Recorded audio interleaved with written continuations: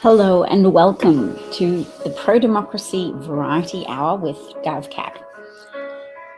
You may have met me on Twitter as DavCat43. I haven't been broadcasting as This is the world's an first ad. reusable. Dang it, YouTube. I was trying to play some of my brother's music. He's a musician, and I used to play one of his personal compositions, but he's taken it off YouTube. So I'm going to have to actually have a conversation about can I obtain a copy of your recording of that composition? I'd love to play it on a regular basis as part of my broadcast. And I was anyway, this is not relevant to democracy. Back to democracy. But I'm a little distracted. My husband's making coffee and the coffee machine is noisy.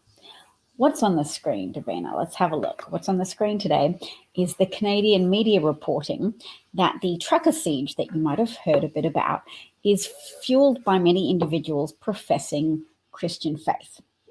And starting on Friday, Jericho marches have been encircling the parliamentary precinct in Canada every morning.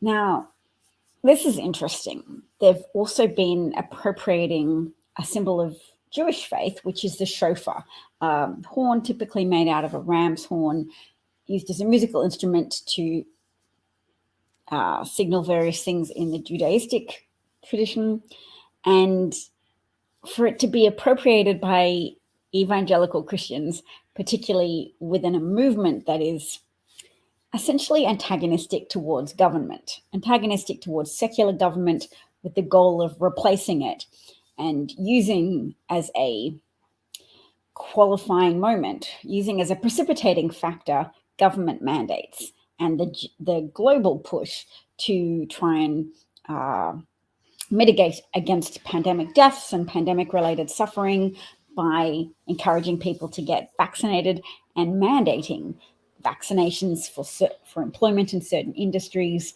and requiring proof of vaccination for participation in various public activities such as gym attending, concert attending, restaurant patronizing, etc. So yes, why are so many evangelical Christians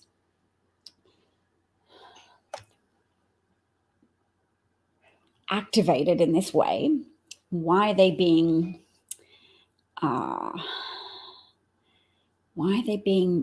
made more extreme? Why are they being radicalized by COVID? COVID is an easy precipitating factor for ebbing and rising populist surge that's been happening on and off around the world and has met with various successes and various failures. I count as one of the significant failures of modern extremist populism the failure of Donald Trump to win re-election, even when he had all of the various mechanisms of government, federal government at his disposal within the executive branch, and a determination to lie, cheat, and steal his way to maintaining and extending his power, but he still lost the election. And I like to attribute that to not his crimes per se, but to, thank you, darling. My husband's brought me coffee. Isn't he a champion? He knows that I'll love it that he brought me coffee. You should put your hand in the shot, darling, so that the internet can appreciate my husband's better qualities of being very generous and attentive and loving. It's nice. He has his good qualities. But yes, extremism, the radicalization of evangelical white Christians who are being a little bit more open about aspiring to a theocracy, particularly in the case of the Canadian truckers, who have, some of them have been brandishing Confederate flags, Nazi flags, just being really naked in their hostility to a multi-plural democracy, to ethnic diversity, etc. And populist culture wars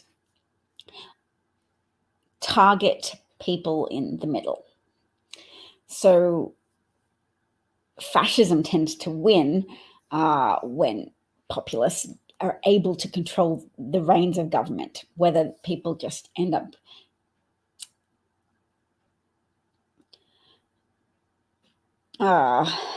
caving to them. What's the word? Compromising with fascists? No. The word is never acquiesce to fascists? No. Neville Chamberlain's famous for doing this in World War II. Okay, Neville Chamberlain, let's find out the word so it doesn't bother me. Neville Chamberlain. Appeasing, never appease fascists. In Germany in the late 1920s, Hitler's movement, the Nazi movement, was appeased within German governance, and he was made Chancellor of Germany because there was a coalition, multi-parties, and it was thought that will stop his supporters from being violent. He didn't win a majority of the vote, but this was a gesture made to appease the uber patriots of the Nazi party and the Nazi movement. It didn't appease him. It didn't limit his ambitions. It encouraged him. Appeasing fascists tends to encourage them. But fascists set themselves up under this populist umbrella of saying, if you think there's something wrong with the world, we will galvanize your pre-existing prejudices. We will weaponize them into this moral simplicity of us against them. And that's how they can circumvent the normal constraints of civilization, to say, be polite, be kind, don't tolerate violent language. Fascists create a permission structure for themselves, for their violent language, by falsely characterizing other things as threats, by taking advantage of people's information overload, vague longings, etc., by being the kind of charlatans who will lie to different groups of people and tell them what they want to hear. So farmers will totally support your industries and tariffs will be great for you. White people, you feel a vague sense of grievance as if you're authentic and your livelihoods and your fabric of your society is and your faith is being attacked by, or you're losing the culture war, but don't worry, we'll make it clear that there's a tangible enemy. That enemy is invading people from over the border, people who aren't authentic Americans like you. And you can see the type of effect that rhetoric has on some people by looking at the type of effect it has on fringe elements, people whose ability to keep themselves mentally in check and to avoid violence is very thin, because they crack when a populist leader has the reins of government, as when Donald Trump was in office. They are more likely to attack other people, hence the significant over 300% rise in hate crimes when Donald Trump was in office.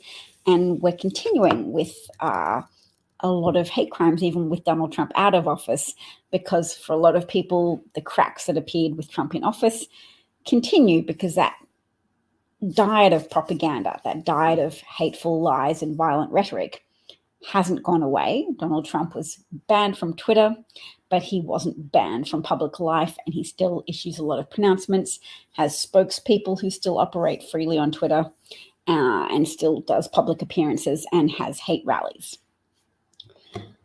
All right, let's anchor this broadcast again in some more reporting from Canada.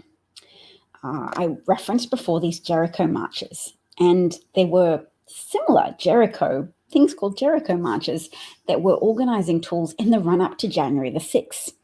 Again, white evangelical extremists or radicalized white evangelicals having biblical terminology to refer to their meetups and their marches, appropriating biblical terminology to help trigger enthusiasm, to help characterize this as a turning point for religion in our societies, in our world today, to say, defend religion. Trump was appointed by God, and this God's will has been subverted, and we have to now become religious warriors and fight in order to enact God's will, in order to make God's intention succeed for Trump to stay in office. So this harnessing of Trump to religion and this harnessing of Trump to this very white version of patriotism that involves making promises to those who feel that they are authentic heritage Americans. And in their misbegotten belief that they are heritage Americans, they've been taught to disregard the contribution of migrants. They've been taught to believe themselves superior to Black Americans. They've been taught a hierarchy of the mind, a hierarchy of social order in which their ego and their existence, their emotional and mental existence is conditioned on the maintenance of this hierarchy. And so their mental health is disrupted when that hierarchy is violated. Their mental health is negatively impacted by the success of Black people. Their mental health is disrupted when their patriarchal and racial hierarchies are disrupted. So when Barack Obama became president and won a second term in office, discomfort, cognitive dissonance, pain for some. And when a woman was poised to become a leader, the president of the United States, significant pain and motivation to make sure that that reality could not take place, that Hillary Clinton could not become president of the United States. So there was a lot of galvanizing factors driving white grievance voters to the polls in 2016, and a lot of complacent voters did not realize the threat to democracy and did not realize that Donald Trump had a chance of winning, and they stayed at home. And Donald Trump, like all autocratic populists, kleptocratic populists, because he's a thief. And there's a lot of autocrats who will adopt various ideological cover stories in order to take their criminal gambits to a bigger stage, to be more successful in their pursuit of power and wealth. So Mao Zedong wasn't particularly good at explaining his understanding of communist principles, but communism lends itself well to autocrats as a cover story of dedication to the common folk. You get to frame everything as conflict, which means you get to identify an enemy and and characterize everything that enemy does as being essentially violence towards your authentic group that you are defending. So Mao, the bourgeoisie, they're oppressing the little people, and I stand for the little people. China's Communist Party was financed and brought into being by Russia, which was also had a governing party that was adopting more fervently the cover story of communism, but enabling kleptocrats to flourish in that country. And even when the veneer of communism was stripped away, the structure of a kleptocracy was still there and continued, and got very rusted on under the autocratic rule of Vladimir Putin. So let's go back to looking at the Canada story. How the Christian right helped foment insurrection. This is some reporting done by a news organization called Reveal News.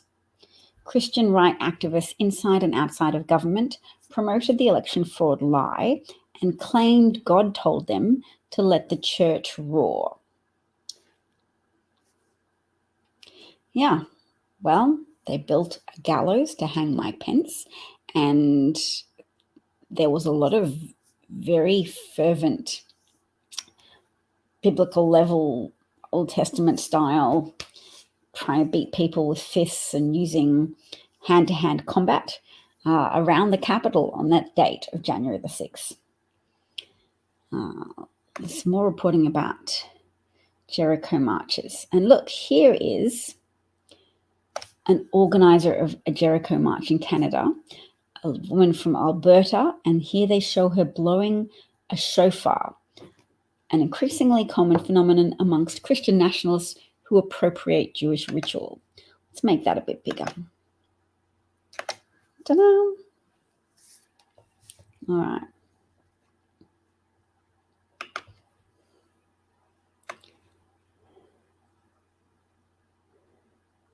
A trumpet made from a ram's horn, referenced in the Jericho story. Do you know the Jericho story? My parents used to sing about it to me. Joshua fought the battle of... I should have practiced that if I was going to sing it. Joshua fought the battle of Jericho, Jericho, Jericho. Joshua fought the battle of Jericho, and the walls came a-tumbling down. Now up to the walls went Joshua. He marched with his spear in his hand. Go blow that ram's horn, something cried, and the battle was in his hands. That morning, Joshua fought the battle of Jericho, Jericho, Jericho. Joshua fought the battle of Jericho, and the walls came a-tumble. Nope, don't do that. The walls came tumbling down. So that's the story insofar as I know it, very shallow acquaintance, but the idea is some biblical idea of the resonance of the shofar, multiple shofars being blown at once in this Bible story, shook the foundations of the defensive walls around the city of Jericho, and Jericho fell. I never asked why Joshua was doing this. I probably presumed, like a lot of stories, it was probably about persecution, but that story is a conquest story. Joshua is attacking the walls of Jericho in order to attack a city that has protective walls that fell. Maybe I should find out what the original Jericho story is. Joshua Jericho story.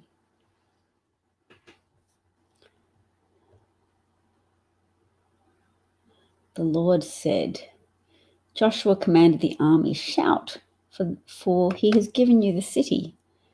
There you go. The Lord said to Joshua, I have delivered Jericho into your hands, along with its king and its fighting men. March around the city once with all the armed men. Do this for 6 days. Have 7 priests carry trumpets of ram's horns in front of the ark. On the 7th day, march around the city 7 times, with the priests blowing the trumpets. When you hear them sound a long blast of the trumpets, have the whole army give a loud shout. Then the wall of the city will collapse, and the army will go up, everyone straight in. And they did it. They used acoustic warfare against the city of Jericho. Do not give a war cry. Do not raise your voices. Do not say a word until the day I tell you to shout. Then shout. Do. Only Rahab the prostitute and all who are with her in her house shall be spared, because she hid the spies we sent. Okay. But keep away from the devoted things so that you will not bring about your own destruction by taking any of them.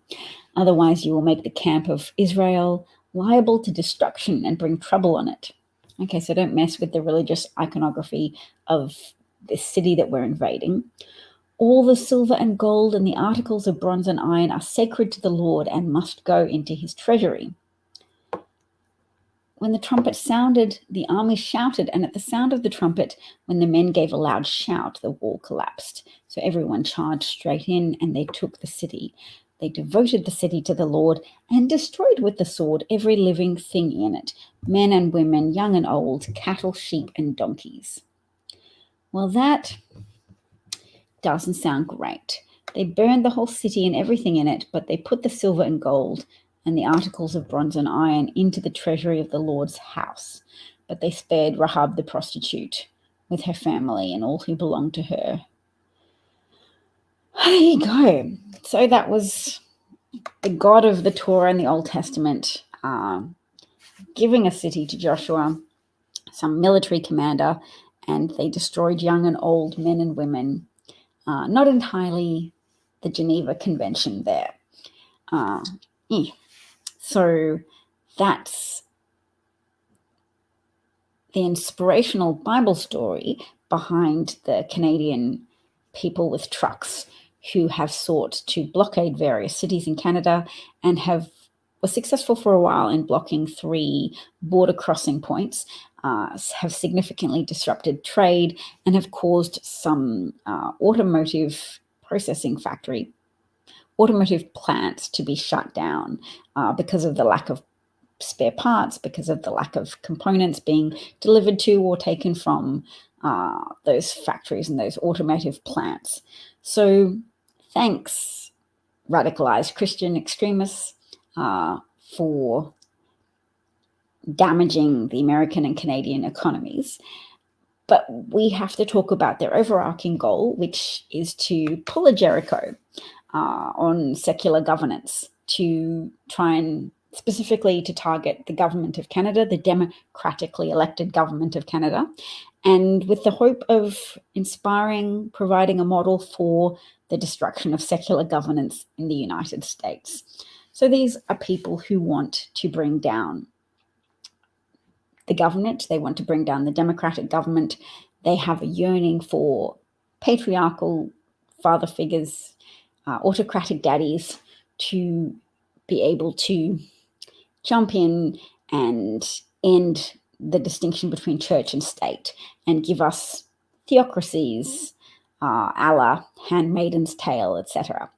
And you can see the evidence of their various strivings for power, whether it be in Texas, where abortion has been effectively outlawed and women of means are able to leave the state and obtain a termination of their pregnancy elsewhere, and women without significant financial means, without the ability to take days off work and organize childcare for their children, and are forced to be governed by the religious principles of Republicans who have often gerrymandered their political positions into an unaccountable, extended state of power. Look, red states like Texas, you can say maybe they didn't need gerrymandering. Maybe they just, there's just a genuine majority of people there. But I saw a gerrymandered map from Alabama the other day, and district lines were drawn with these little protrusions to cover cities where there were higher levels of Black people in the population. So there's a district, but it's got these little feelers off to extend the border of that district to just get a town and grab it and include it, so that all the Black people who live in these densely populated areas are all gathered into this one district to limit the political weight of their votes into one district, so that that district will then be outnumbered by all of these then white dominant districts, because the Black people have all been corralled into one voting district. And I presume similar things happen in Texas. And that means politicians are gaining access to power through gerrymandering, and they know as long as they can stay in power and have similarly minded people, similarly unprincipled, white supremacist minded people in the Supreme Court or on the Fifth Circuit, that they can stay in office because people will say that those districts have to remain in that way.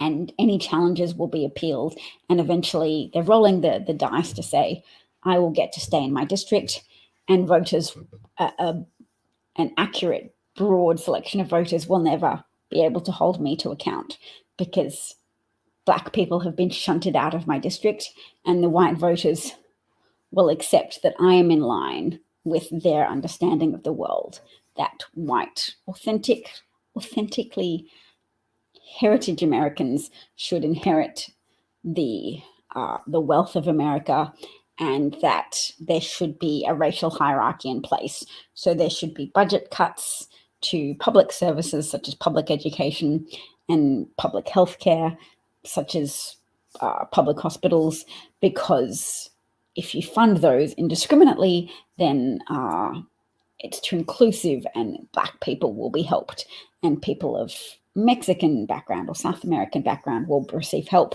and that help should be only delivered when it's clear that white people will be the only recipients of that help. They want more precisely targeted welfare. And a lot of people may not realize that, yes, white-dominated industries such as agriculture and bigger farmers in agriculture receive huge amounts of government help. So public funds, white people will vote for public funds to go to white-dominant industries.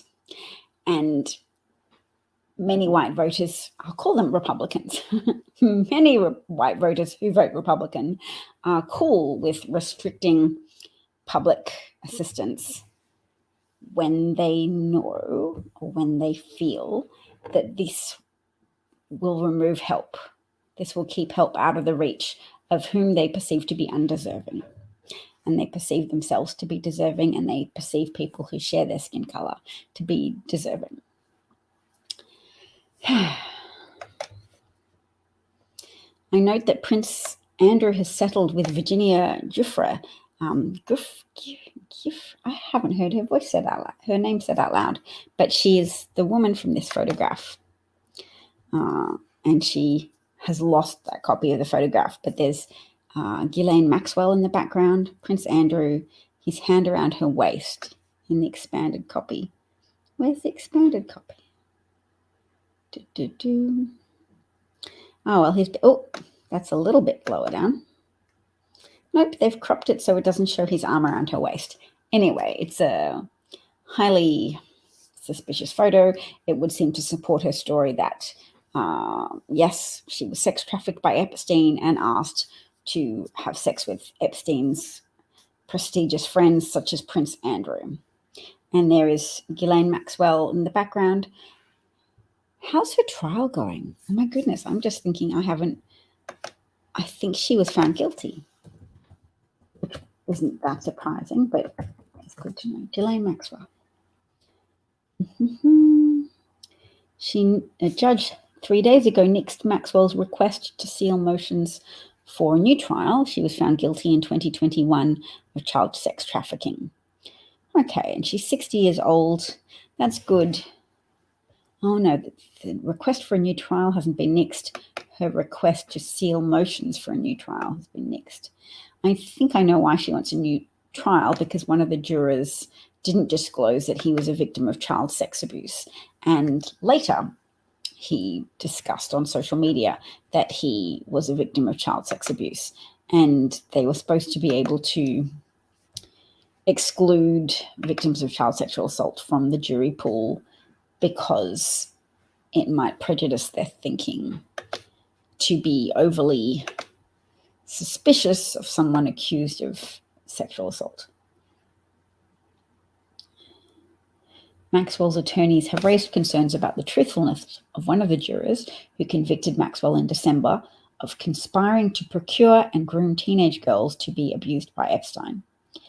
Maxwell's lawyers contend that the juror failed to disclose that he was a victim of sexual abuse. And the juror said that he convinced other jurors that a victim's imperfect memory of sex abuse doesn't mean it didn't happen.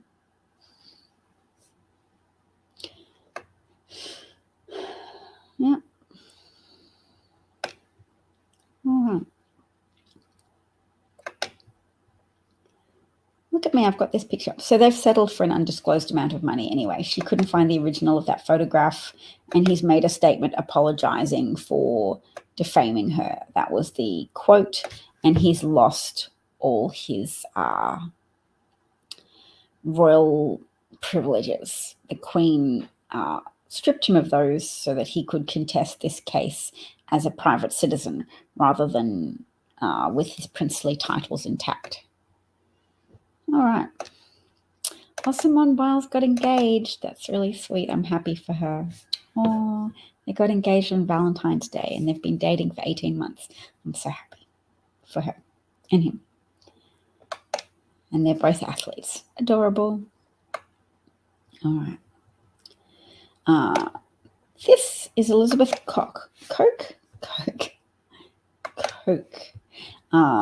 And she has a publication outlet in which she publishes exciting new writers, but she is the heiress to a petrochemical fortune, or she's one of the children of the Koch brothers, one of whom's dead. Who's the surviving one? I think Charles is dead and David Koch is still alive. Anyway, he uses his petrochemical billions to fund the American Legislative Exchange Council, and that's a council that just writes model legislation for Republicans to adopt. It means they don't have to discuss it much. They don't have to be popular with the public. They just get pushed through in Republican-controlled legislature. Things that have you even heard of preemptive laws? Preemptive laws get passed via the machinations of ALEC, the American Legislative Exchange Council, that say preemptive law, nobody can make any law that addresses climate change. Nobody can make any law in the future that addresses this problem. Preemptively. So it's so anti-democratic that I can't believe we don't talk more about it. If that these preemptive laws exist and have been passed in various American states. But there's a lot of exciting things that distort American democracy. So I guess lots of people probably have broadcasts talking about them, but they don't have mainstream traction yet. I've learned something today that I probably should do more to pre-write these broadcasts, because I listened to Amanda Palmer on a Twitter space, and she gave a TED talk that was amazingly successful. And she realized at one point that she couldn't just wing it. She couldn't just write down a couple of points and deliver what she wanted to say with some accompanying improvisation. She wrote out word for word what she wanted to say and she memorized it. And I think she showed some authentic emotion during her TED talk. I think she cried, and she said she was able to do that because as a performer, she'd performed enough emotional songs that the times you can allow yourself to cry, that you can create that permission structure. You can turn that knob on that says, yes, I'll still be able to continue the performance. If I cry at this point, it's going to be a sufficiently contained amount of crying. Okay. It's like a checkpoint you pass with yourself as a performer. And I know this because I have been able to cry and carry on with a broadcast. And yes, sometimes your voice breaks. So as a singer, I imagine that's far more of a concern. But my point is just that she was able to deliver a really thoughtful, pre-established number of points, pre-framed, pre-written, and just to deliver that and therefore target it for maximum impact. Whereas my listeners get more of an authentic immediacy to whatever I'm going to say. But yes, there could be some benefits to organizing it. I just wanted to say this is a change.org campaign to ask Elizabeth Koch, who at least appears to be ideologically sound, if your ideology allows you to hope for a livable planet for human beings, an inhabitable planet that isn't beset by such extreme weather conditions that civilization can't continue. So she's the good one. There's if you want to Google it yourself, if you're curious, her name is Elizabeth Koch. Take climate action, help stop the crisis your family helped start. Or helped perpetuate, really, because the Koch family funded a lot of climate denialism and a lot of structures that help Republicans capture American democracy, capture and control it, and so organize legislative outcomes that are favorable to their goals of wealth preservation and power maintenance and extension, and unfavorable to the interests of the American population more broadly speaking, and unfavorable to global goals of being able to have children that can exist within a civilized framework of existence, because I'm afraid for what will happen to civilization if we continue to have people like the Koch family sabotage our collective human ability to respond to the self-created problem of anthropogenic climate change and climate destabilization. That's a better term, climate destabilization, because climate change doesn't sound that scary. Climate destabilization. That is why Trump couldn't stay in office, because at least some Republican voters, and white people typically always, since 1964, a majority of white voters haven't voted for a Democratic candidate. But the margins of that are still very politically significant. So some white people at least saw the light with Trump. And I suggest that was because of inconsistency. He said COVID wasn't serious, and then he said, oh, it was serious. It was an attack from China. And those two positions were not compatible. He's like, no, they're both valid. In one, COVID's not my fault. I don't need to do anything about it. And two, it's not my fault. It's a China thing. And you still shouldn't hold me accountable for whether or not we have adequate precautionary measures or adequate measures to stop or contain the spread of COVID in the United States, to save American lives and to reduce the impact on our healthcare systems and our healthcare workers and our general fabric of society. For him, it felt consistent because it was still, both positions were consistent with his goal of deflect responsibility. But for Americans who wanted to believe in Trump's goodness, many of them could when it was easy, when he says things that at least follow some type of logical consistency.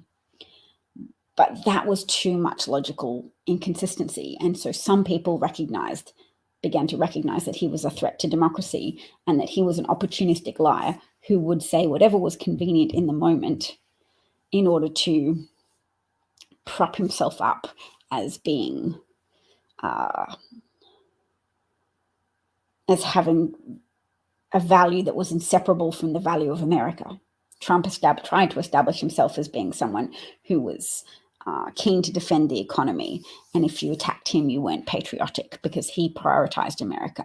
It became more evident to some people during COVID that Trump prioritized himself and that he would put forward differing, incongruent realities in order to lean into whatever he felt in the moment was best suited to absolving him of responsibility for bad outcomes that he was responsible for creating. All right, I think that was an interesting broadcast. That's all from me for today. Take care. Take care of yourselves, each other, the planet, your mental health. I've totally borrowed that from Muller, She Wrote, a broadcast you might be familiar with. So I should work on adapting my own version, but I'm very much on board with all those sentiments. Mental health is important, and these are trying times for everyone, some more than others. I feel sorry for Americans who are still trying to believe in Trump, but I also condemn them for prioritizing their own ego ahead of the good of their country. So if you're a Trump person, you're probably not listening to me, but stop it. Look, stop it. Just accept the pain of embarrassment while you reevaluate your life choices and your voting choices now. Accept the pain of that embarrassment rather than double down and make things worse for your country. Take care with COVID. Let's not just fall into the trap of seeing some unmasked faces and saying, well, let's follow the example of other people who don't want to take COVID seriously anymore. This is my COVID pep talk. Let's try and keep up the mitigation measures if we can, because it's not that much inconvenience. And don't worry about feeling like a square. I know I'm subject to those same feelings too, like, oh, am I being overly vigilant? Am I being paranoid? There's a pandemic. It hasn't gone away yet. The case rate has lowered significantly. The case fatality rate has lowered significantly as a function of high vaccination rates. But where vaccination rates are low, that's not the case. And it's still circulating. So let's be part of a political push still to vaccinate the world. If we care about it, it's more likely to happen. And caring is like throwing a ripple into a pond. Even a small stone has concentric circles that expand and spread and touch others. Take care. Thanks for listening today.